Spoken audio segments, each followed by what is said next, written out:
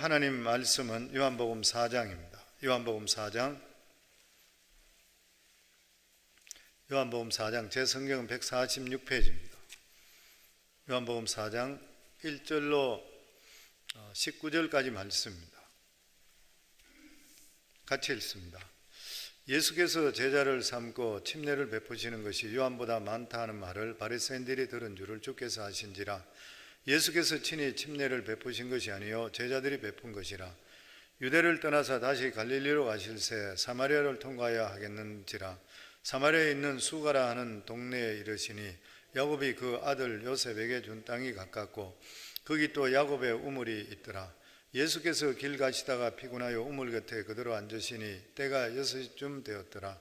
사마리아 여자 한 사람이 물을 기르러 왔으며 예수께서 물을 좀 달라 하시니 이는 제자들이 먹을 것을 사러 그 동네에 들어갔음이러라.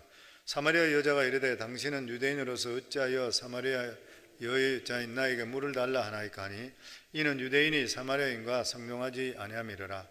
예수께서 대답하여 이르시되 내가 만일 하나님의 선물과 또 내가 물 좀 달라 하는 네가 누구인 줄 알았더라면 내가 그에게 구하였을 것이요 그가 생수를 내게 주었으리라. 여자가 이르되 주여 물기를 그릇도 없고 이 우물은 깊은데 어디서 당신이 그 생수를 얻게 사옵나이까. 우리 조상 야곱이 이 우물을 우리에게 주셨고 또 여기서 자기와 자기 아들들과 짐승이 다 마셨는데 당신이 야곱보다 더 크니까. 예수께서 대답하여 이르시되 이 물을 마시는 자마다 다시 목마르니와 내가 주는 물을 마시는 자는 영원히 목마르지 아니하리니 내가 주는 물은 그 속에서 영생하도록 솟아나는 샘물이 되리라. 여자가 이르되 주여 그런 물을 내게 주사 목마르지도 않고 또 여기 물길로 오지도 않게 하옵소서. 이르시되 가서 내 남편을 불러오라. 여자가 대답하여 이르되 나는 남편이 없나이다. 예수께 이르시되 내가 남편이 없다는 말이 옳도다. 너에게 남편 5 있었고 지금 있는 자도 내 남편이 아니니 내 말이 참되도다. 여자가 이르되 주여 내가 보니 선지자로소이다. 아멘. 아버지 은혜 감사합니다. 오늘도 이렇게 새벽을 깨우며 또 하나님께 예배드리는 사랑하는 성도들 축복하시고 또 하나님께서 일주일 동안 또 저희들의 하루하루 살아가는 삶 속에 보호하시고 지켜주시고 인도해 주시어서 저희들이 이렇게 새벽을 깨울 수 있는 건강을 주신 거 감사하고 은혜 속에 살아갈 수 있도록 축복해 주심을 너무나도 감사합니다. 늘 주님 바라보는 마음으로 살아가게 하시고 강하고 담대할 수 있도록 하시고 무엇보다도 항상 성령의 충만함을 삼할 수 있도록 해주시어 성령의 충만함으로 세상을 이길 수 있는 저희들이 될 수 있도록 도와주시옵소서. 오늘도 이 시간에 주의 성령께서 우리 각자에게 말씀해 주실 줄 믿사오며 예수님 이름으로 기도하옵나이다. 아멘. 요한복음 2장에 보면 예수님께서 공생애를 처음 시작하시면서 가나의 혼인잔치에서 첫 번째 기적을 일으켰습니다. 물을 포도주로 변화시키는 이러한 역사를 일으켰습니다. 그리고 예수님께서 수많은 병자들을 치료하셨습니다. 그랬을 때 요한복음 3장에 보면 니고데모라는 사람이 있습니다. 니고데모는 고급 관원이었었죠. 그리고 바리새인이었었고 그리고 사람들에게 존경받는 그러한 산헤드린 회원이면서 많은 사람들이 그 사람을 부러워했던 그러한 사람입니다. 그런데 이 사람 마음속에는 항상 이 영생에 대한 그러한 마음의 소원이 있었습니다. 그래서 예수님이 하시는 것을 보고 이러한 기사와 이적들을 보면서 이것은 하나님께서 보내신 분이라, 하나님이 함께 안 하시면 있을 수 없는 일이다, 이렇게 해서 이 사람이 모든 사람들이 예수님을 바리새인들이 배척하고 있을 때에 자기가 밤에 예수님을 찾아가잖아요. 예수님을 찾아가서 당신은 하나님께서 하늘로부터 오시지 않았으면 이런 일을 할 수가 없습니다, 이렇게 했을 때 예수님께서 그에게 물과 성령으로 거듭나지 않으면 하늘나라를 볼 수가 없다, 그렇게 말씀을 했습니다. 그러니까 구원은 물과 성령으로 받는 것이라, 이렇게 이 니고데모에게 말씀했습니다. 그리고 나서 오늘 읽은 이 요한복음 4장에 왔을 때에 예수님께서 모든 사역을 마치시고 다시 갈릴리로 가실 때에 이제 사마리아 쪽으로, 원래는 사마리아 가지 않지만 예수님께서 여인을 만나기 위해서 사마리아 지방으로 가서 수가성이라는 곳에 들어갔습니다. 그런데 여기는 3장에 보면은 이렇게 유명하고 학식이 있고 존경받는 이러한 바리새인이었던 니고데모는 예수님을 찾아왔는데 가난하고 헐벗고 힘들고 사람한테 손가락질 받고 있는 이 수가성의 여인한테는 예수님이 찾아가시는 거예요. 이걸 보면서 우리가 아는 것이 뭐냐면은 예수님께서는 가난하고 힘들고 어려운데 이런 데는 직접적으로 찾아가시고, 또 뿐만 아니라 하나님 예수님께서는 사람을 획일적으로 똑같이 대하는 것이 아니라 수준에 따라 틀리게 대하는 것이에요. 가난한 사람은 가난한 대로, 부한 사람은 부한 대로, 학식 있는 사람은 학식 있는 대로 그래 대하는 것이에요. 마치 예수님께서는 하나님의 아들이신데도 불구하고 우리 인간의 수준으로 맞추기 위해서 인간의 몸을 가지고 이 세상에 태어난 것과 똑같은 것이요. 마가복음 9장 13절에 보면 내가 의인을 부르러 온 것이 아니요 죄인을 부르러 왔노라. 의인 부르러 오고 칭찬하러 왔는 것이 아니라 구원을 시키기 위해서 왔는 것이라. 마가복음 10장 45절에 보면 인자에 온 것은 섬김을 받으려 함이 아니라 오히려 섬기려 하고 자기 목숨을 많은 사람의 대속물로 주려 함이라. 대부분의 사람들은 인정받기를 다 좋아합니다. 그러나 예수님께서는 섬김과 그리고 또한 인정과 도움이 필요한 사람들 찾아가셔서 친히 만나 주셨는 것이에요. 주님은 주님 수준에 맞추시지를 않고 사람의 수준에 맞추었습니다. 그래서 수준 있고 성숙한 니고데모를 만났을 때는 네가 거듭나야 된다 이렇게 말씀했습니다. 그런데 수가성의 여인, 정말 버림받은 여인이었었잖아요. 손가락질 받는 여인인 것이에요. 아무것도 요구하지 않았습니다. 오히려 영원한 생수, 영원히 목마르지 않는 물을 너에게 주고 싶다 그렇게 말씀했습니다. 그러나 바리새인들을 만났을 때는 화 있을진저, 바리새인이요, 이 부자 청년을 만났을 때는 네 재산을 다 팔아서 가난한 사람은 주고 나를 따르라.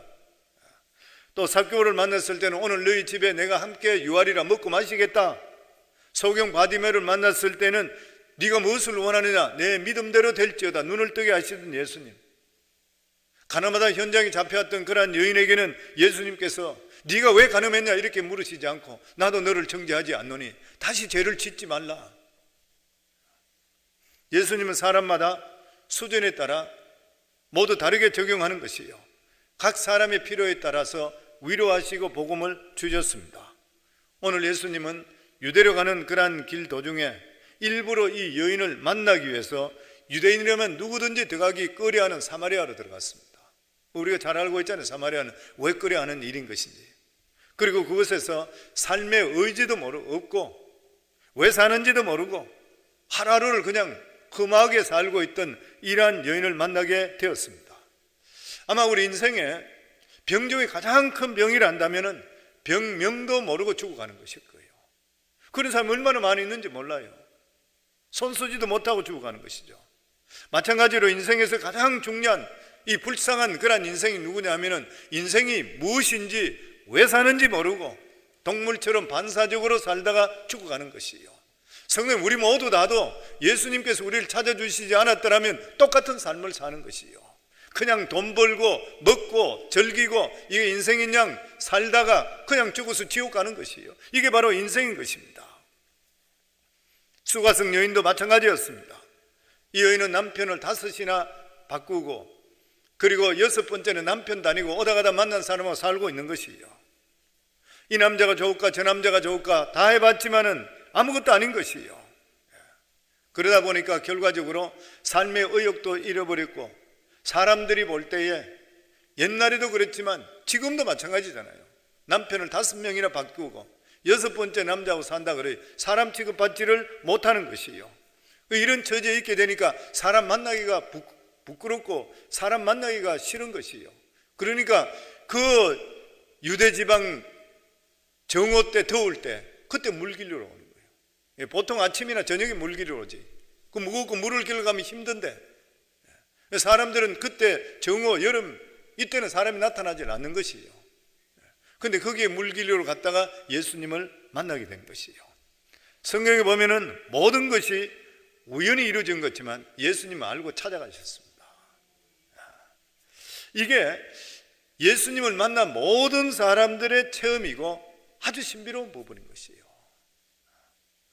우리는 우연한 동기에서 예수님을 만나게 되고 믿게 된 것 같지만은 실제적으로 믿고 나서 되돌아보게 되면 예수님께서 아시고 그 장소에 그때에 이 사람을 통해 우리가 예수 믿게 만들어 주셨는 것이에요. 그래서 우리가 택정받은 우리 하나님의 자녀들은 과거의 삶을 우리가 돌아보게 되면 방황하고 죄짓고 있을 때도 누군가가 나의 삶을 함께하고 지켜주셨다는 걸 느낄 때가 있을 거예요. 저는 그걸 참 많이 느낍니다. 옛날에 예수 믿기 전에 일반 사람과 똑같이 살고 이러면서도 술도 한잔하고 이렇게 친구들하고 어울리고 이럴 때도 위험할 때도 있었는데, 되돌아보는 것 때문에 내가 어떻게 그때 위험에서 벗어났을까 생각하면 이게 하나님의 은혜구나. 모든 것들이 하나님의 은혜인 것이요. 우리 성도님이 큰 사고 날 뻔했는데 실제적으로 아무 일 없이 지나가는 경우 있잖아요. 하나님이 지켜주시는 것이죠. 어떤 사람은 죽으려고 했는데 미수에 그치는 그냥 사건. 어떻게 있을 수가 없는 일이야. 목매달았는데 줄이 끊어져 버리고 그런 일들도 실제로 생기는 것이에요. 이게 뭐냐면은 하나님께 택한 사람은 예수 믿기 전이라도 하나님의 보이지 않는 손이 지켜주시고 있기 때문인 것이에요, 보면. 그런데 이렇게 인생의 참 뜻을 모르고 방황하는 이 여인에게 예수님께서 영원히 목마르지 않는 생수를 주시겠다, 그렇게 말씀합니다. 그런데 이 사마리아 여인은 그런 물이 어디 있느냐 반문하면서 관심은 있지만 이 유대 청년에게 지금 의심하고 있는 것이죠. 그러면서 그럽니다. 우리 조상 야곱이 이 우물을 우리에게 주셨고 또 여기서 자기와 자기 아들들과 짐승이 다 마셨는데 당신이 야곱보다 더 크니까. 그럴 때 예수님께 대답하시기를, 예수께 대답하여 이르시되 이 물을 마시는 자마다 다시 목마르니와. 이 말씀 참 의미심장한 그런 말씀입니다. 사실 우리 인간이 살아가는데 물만큼 더 중요한 것이 없는 것이요. 물이 없으면 인간은 살 수가 없습니다. 그런데 물을 마신다 하더라도 육체적인 갈증만 해소될 뿐인 것이지 영혼 속의 갈증은 해소할 수가 없는 것이요. 예수님께서 이 물을 마신 자만 다시 목마르다. 잠시 네 육체는 만족할지 모르지만 네 영혼은 절대 만족할 수가 없는 것이라. 예수님이 말씀하시는 것은 야곱의 물이 너무나 좋다, 훌륭한 것이지만 이 물은 육체적인 갈증만 해소하는 것뿐이지, 그리고 너희 살아가는 삶에 필요한 것을 제공할 뿐인 것이지 인간에게 더 중요하고 근본적인 것은 해결할 수가 없다. 그것은 바로 영혼의 갈증을 해소하는 것이에요.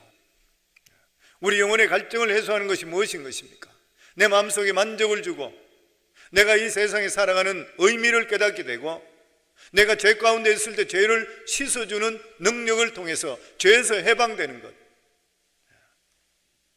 그래서 예수님은 자신이 지금 이 우물가에 계시는데 물을 마시러 온 것이 아니라 물을 주러 오셨다. 근데 내가 주는 이 물은 한 번만 마시고 나면 영원히 목마르지 아니하다. 왜냐하면 네 뱃속에 생수같이 샘물이 솟아나기 때문이다. 내가 주는 이 말씀을 받으면 너는 영생할 수 있게 된다. 네 속에는 영원한 성령의 충만함이 네 속에 임하게 될 것이라. 네 영혼이 죄에서 자유함을 입을 것이라. 새 사람이 될 뿐만 아니라 하나님의 주시는 이러한 은혜를 계속적으로 공급해 살게 될 것이라. 또 학자들은 이 말을 이렇게 또 해석합니다. 이 야곱의 우물은 구약의 종교를 의미한다. 구약의 종교는 다시 말하면 목마른 율법의 종교와 같다. 율법은 사람들이 완벽하게 지킬 수도 없지만 율법을 지킨다 하더라도 결코 의인이 되는 것이 아니라 의인은 죄가 없어져야 되고 믿음으로 말미암아 구원받게 되어 있는 것이라. 율법은 순간적으로 넘길 수 있을지 모르지만 영원한 갈증은 결코 해결할 수가 없는 것이라. 이 말씀을 보면서 예전에 제가 단기 선교 갈 때에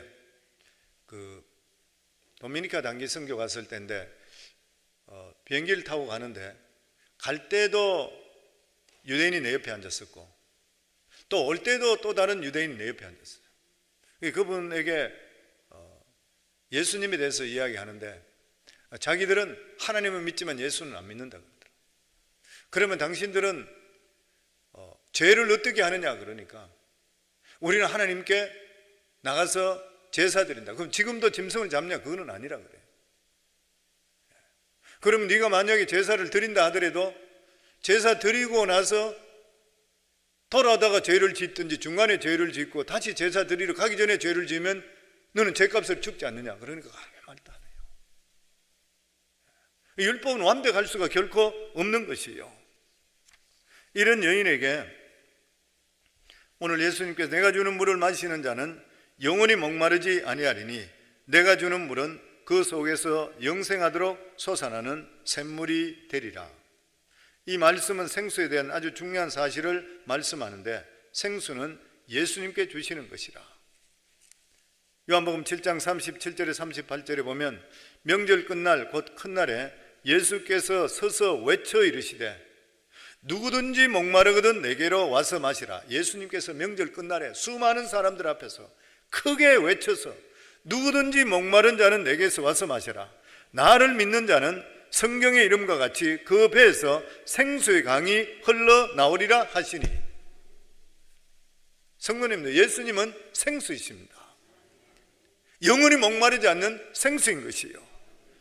우리가 예수를 믿는다는 것이 뭐냐면 생수를, 생수 대신 예수님을 마신다는 것이에요. 많은 사람들이 예수님을 이해하려고 하기 때문에 예수님을 잘 모르는 것이에요. 예수님은 사람들에게 이해되는 분이 아닌 것이에요. 예수님은 먹고 마셔야 돼요. 무슨 말이에요? 우리 살아가는 삶이 예수님과 함께 살고 함께 죽고 모든 걸 예수님과 함께 해야 되는 것이에요. 예수님께 우리 속에 들어오면 우리의 살과 피가 되고 우리의 신앙이 되는 것이에요. 그래서 신앙이라는 것은 명상이나 이해가 아니라 실제적으로 체험해야 되는 것이에요. 그래서 영원한 생수와 신앙은 어떤 객관적인 이론이 아니라 주관적인 경험입니다. 그래서 하나님이 계시면 하나님 만나셔야 되고요. 살아 계심을 체험할 수가 있어야 돼요.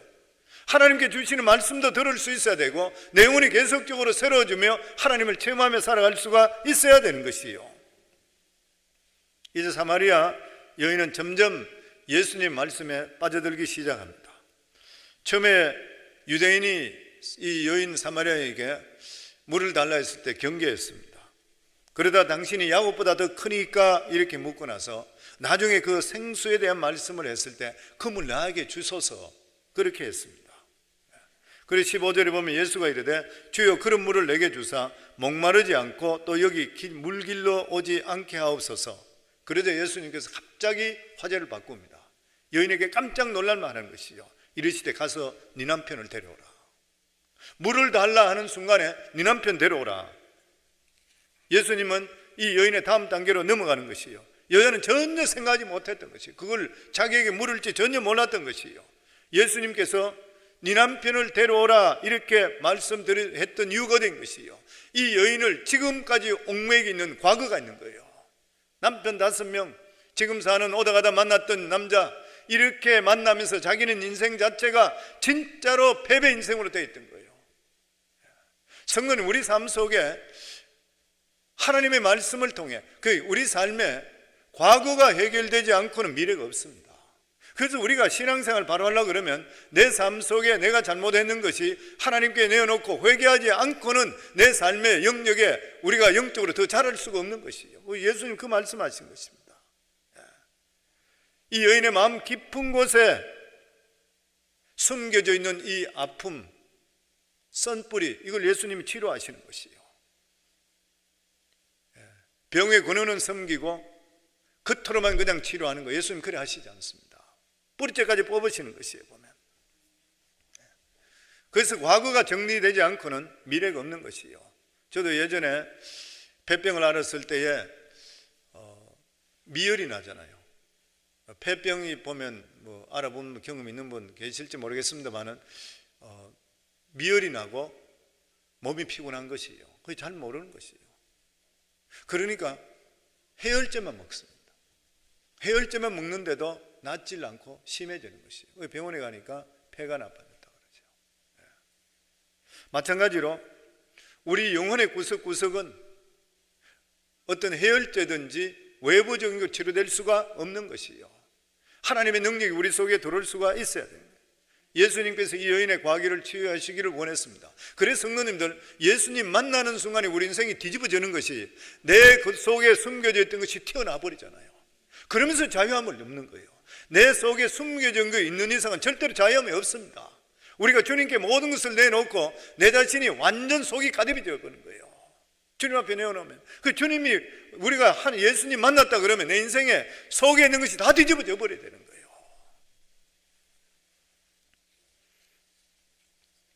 이 여인은 예수님의 말씀을 듣고 깜짝 놀라서 내 남편이 없다 그랬어요.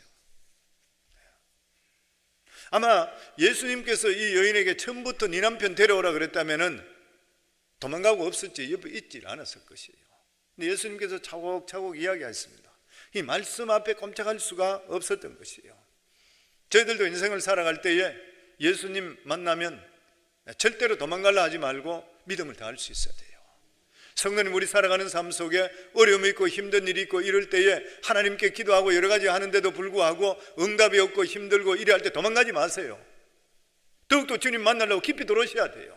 왜냐하면 예수님 살아 계신 것이에요. 아멘. 이분께서, 예수님께서 우리가 더욱더 깊이 모든 것을 내어놓을 때 치료해 주시기를 원하고 계시는 것이에요.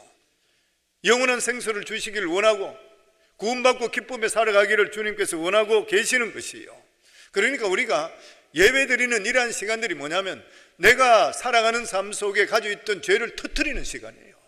주님께 내어놓는 시간인 것이고, 그냥 와서 좋은 말 들었다 가는 것이 아니라 내 자신의 속 것을 내려놔야 되는 것이고, 내 속이 그리고 내 자신의 심령이 치료받을 수가 있어야 돼요. 교회에서 치료받지 않고는 어디 치료받을 수 있겠습니까?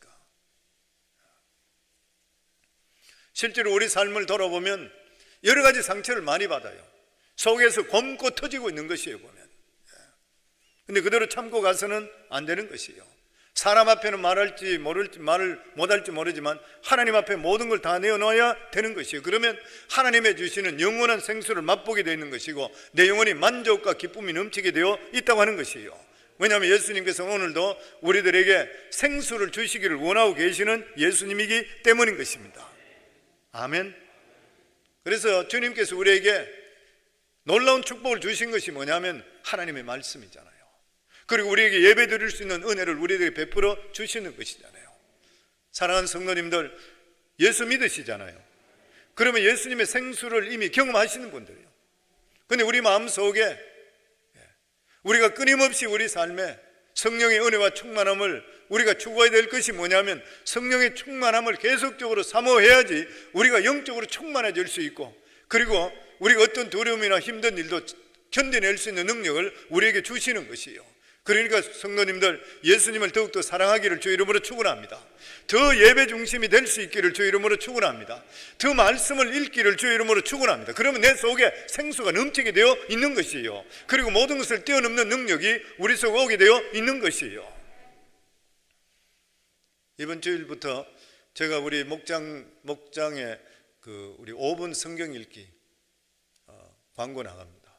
제가 우리 장경록 목사님하고 지난번 작년 7월 달에 우리 교회 집회를 했으니까 그때부터 지금까지 1년 2개월 3개월 정도 5분 성경 읽기를 계속적으로 하고 있습니다. 계속적으로 하고 있는데 장 목사님도 그렇게 이야기해요. 같이 목회자들 읽는 분도 있는데 중간에 떨어진 분도 많고 계속적으로 이제 하는 분도 있고 이런데, 그 중에 간증을 저한테 몇 개를 이제 보내온, 어떤 목사님들 했는 중에 보내온 것들을 읽어봤는데, 이제 5분 성경 읽기, 그러니까 꼭 5분만 읽는 거 아니죠. 5분만, 적어도 5분만 읽으라는 거예요. 하루에 자기가 읽고 싶은 성경 읽는 것이에요. 읽어서 우리 목장인 것 같으면 목장 카톡방에 올려주는 것이에요.